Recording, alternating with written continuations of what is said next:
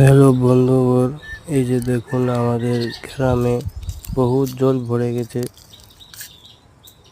পুরা জল ভরে গেছে।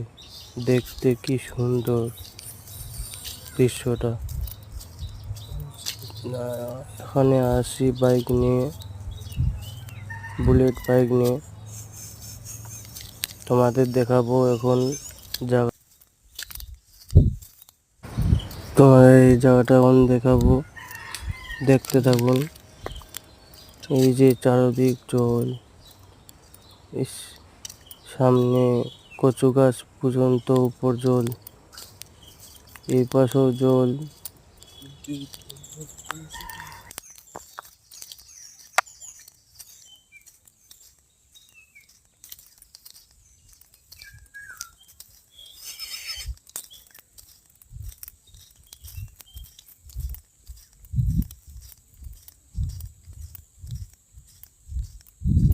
ওদের নদীতে আজকে পুরা জল ভর্তি হয়ে গেছে।